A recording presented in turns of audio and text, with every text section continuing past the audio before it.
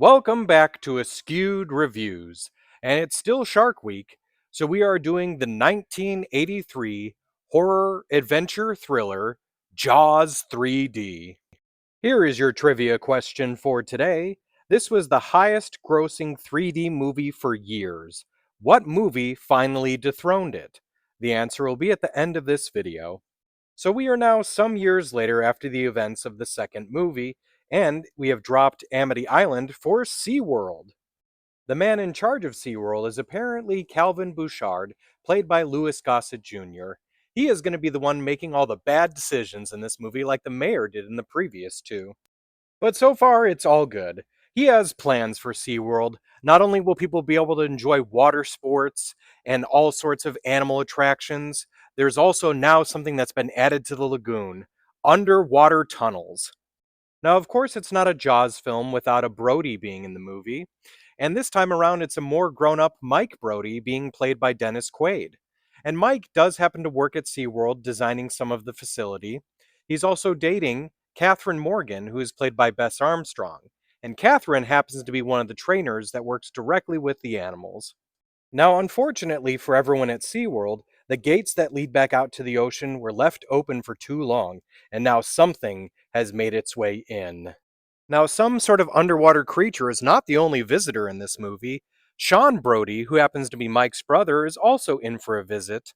Also visiting the park are Jack Tate and Philip Fitzroyce, who are some sort of big game hunters or at least animal experts, and their skills are definitely going to come in handy. And right about here is where everything starts going real bad. They discover the body of one of the workers. There are two thieves there to try to steal coral that end up getting gobbled up. And then the water skiers get chased by a shark. Eventually, they end up catching the shark and decide that the best thing to do is to try to see if they can keep it in captivity. Unfortunately, it does pass away.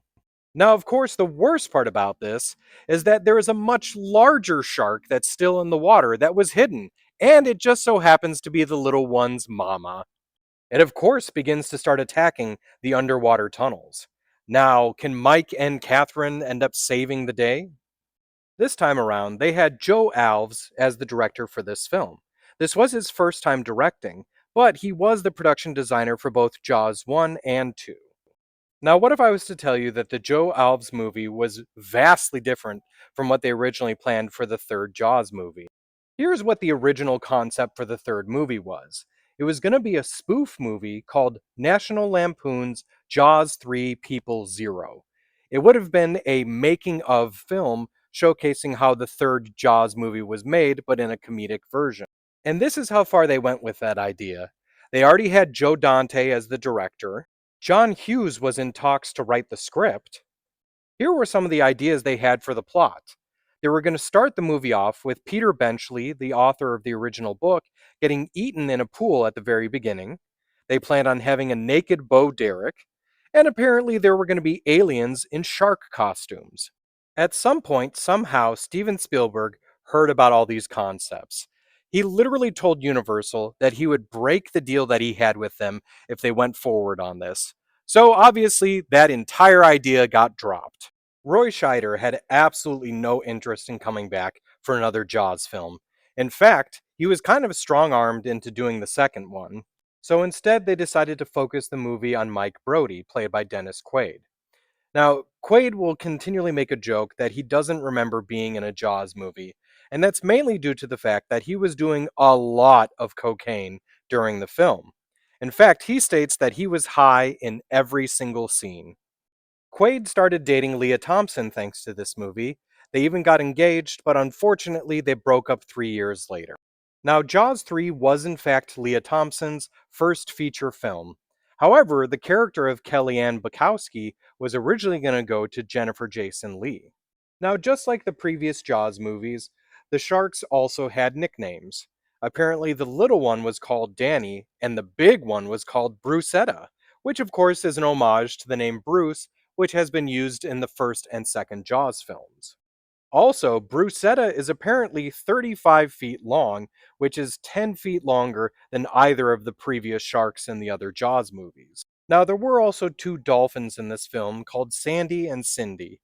Apparently, Sandy was actually played by a male dolphin named Capricorn, who, as of 2020, just turned 60 and is actually still at the Discovery Cove in Orlando, Florida.